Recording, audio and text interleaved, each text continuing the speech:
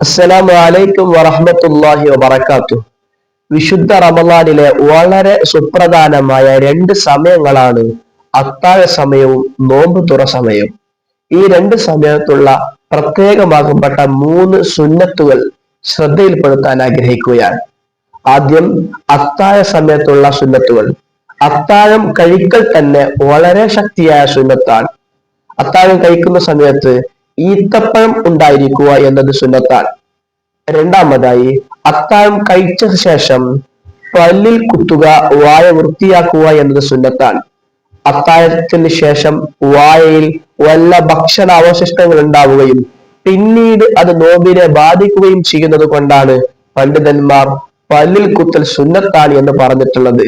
ഇനി വായിൽ അവശിഷ്ടങ്ങൾ ഒന്നും ഇല്ല എങ്കിൽ പോലും ആ അസ്വല് സുന്നത്തിന്റെ കേവല സുന്നത്ത് ലഭിക്കാൻ നാം പല്ലിൽ കുത്തിയാൽ നമുക്കതൊരു പ്രതിഫലമുള്ള കാര്യമായിരിക്കും.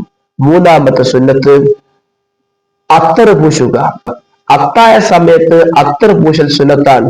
പ്രത്യേകിച്ച് റമളാൻ മാസത്തിലും റമളാൻ മാസം അല്ലാത്ത സമയങ്ങളിലും അത്താഴ സമയത്ത് അത്തർ പൂശൽ സുന്നത്താണ് എന്ന് പണ്ഡിതന്മാർ പഠിപ്പിക്കുന്നു. ഇനി നോമ്പ് തുറക്കുന്ന സമയത്തുള്ള മൂന്ന് സുന്നത്തുകൾ. ഒന്ന്, വളരെ പെട്ടെന്ന് തന്നെ സമയമായാൽ നോമ്പ് തുറക്കുക, ബാങ്ക് വിളിച്ച ഉടനെ നോമ്പ് തുറക്കുക.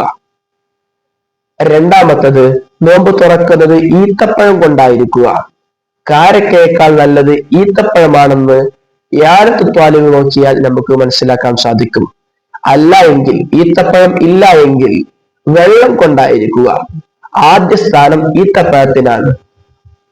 സംസം വെള്ളം ഉണ്ടെങ്കിൽ പോലും ആദ്യം ഈത്തപ്പഴം കൊണ്ടാണ് നോമ്പ് തുറക്കേണ്ടത്.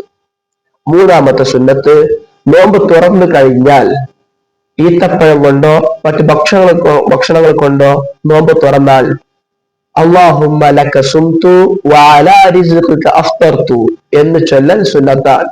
ഇനി വെള്ളം കൊണ്ടാണ് നോമ്പ് തുറന്നതെങ്കിൽ റഹബൽ ലംഉ വബതല്ലത്തുൽ ഉറൂഖ് വസബത്തൽ അജ്റു ഇൻഷാ അല്ലാഹ് എന്ന ദിക്ർ ചൊല്ലൽ സുന്നത്താണ്.